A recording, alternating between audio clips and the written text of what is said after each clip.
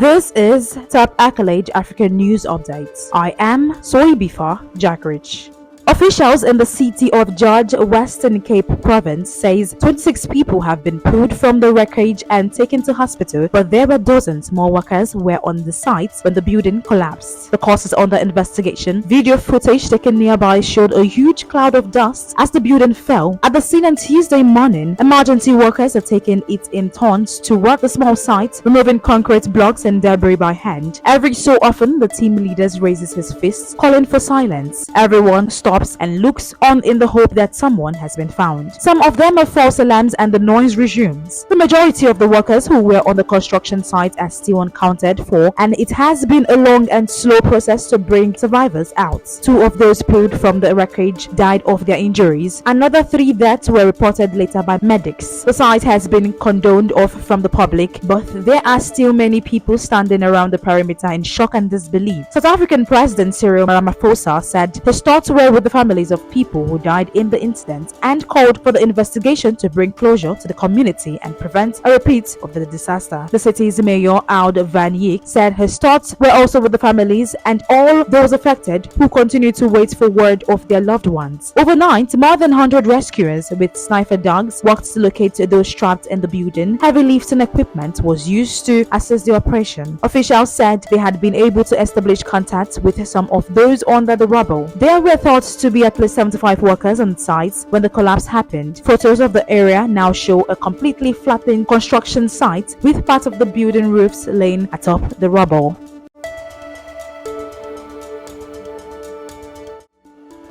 A Malawian court has dropped corruption charges against Vice President Saulos Chilima after the state's prosecutor filed the notice for the case to be discontinued. No reasons were given for the decision. Chilima was arrested in November 2022 on allegations that he accepted money in exchange for awarding government contracts. He denied the charges. The latest move has provoked questions over the government handing of prosecution for alleged corruption. The vice president's arrest followed accusations he had received money to influence the awarding of contracts to Xavier Limited and Malashite FZE, 2 companies linked to British businessman Zanet Sata. Mr. Sata also denied any wrongdoing. The vice president has made several court appearances since his arrest, although the actual trial never commenced. On Monday, President George Radsin Kapindu ordered his immediate discharge, citing a filing from the Director of Public Prosecutions (DPP) made last Friday of a discontinuance of charges against the accused person in response to 3 counts of corrupt transactions. The DPP now has 10 days to formally inform Parliament of the reasons that led to the decision to drop the charges against the Vice President as required by the Constitution. The judge said Chilima's lawyer, Kombo Soko, expressed relief over the decision to drop the charges. Critics of the Malawian President Lazarus Chakwera say the development is a further indication of his difficulties in fighting alleged corruption. President Chakwera made dealing with graft one of his key campaign pledges in 2020 and in public speeches repeatedly speaks highly of his government's commitment to bringing it to an end. When 10 of all the high-profile officials, including the vice president, were named in a corruption scandal, the president dismissed several of the named officials. Under Malawi law, the president cannot fire the vice president. The president, however, made a public announcement that he would no longer delegate any official duties while he was facing trial. The promise did not last long, and the president had started to assign official duties to his vice president even before the case was dropped on Monday. This has led critics to suggest the president had a hand in the decision to end the case against Dr. Chilima. Information Minister Moses Kunkuyu, however, said the decision to drop the charges was done in accordance with the law.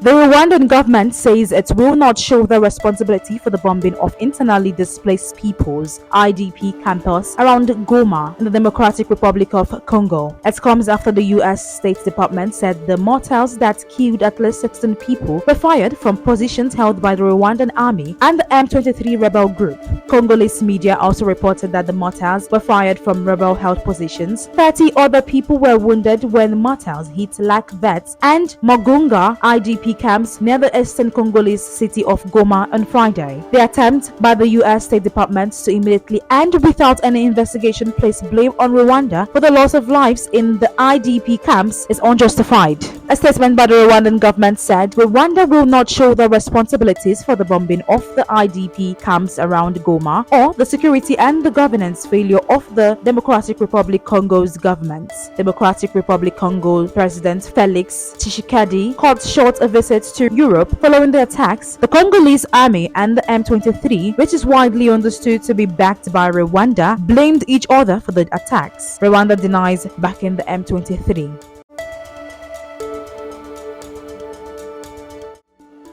A man has been shot dead in southern Chad during Monday's presidential election. Electoral officials said the unknown assailant was among a group of people who would storm into a voting station in the city of Mwandu, demanding their right to vote be upheld. The victim was a 65-year-old man. The local mayor said 4 people were arrested. Earlier, one presidential candidate, Mansiri Lopsikiro, had claimed there were irregularities in some polling stations. He also said unnamed influential representatives of a political party allowed hundreds of their supporters to vote without electoral cards, sometimes 2 or 3 times in certain stations. That is the size of top accolade African news updates. You can follow us on our social media platforms as displayed on your screen. Happy Tuesday.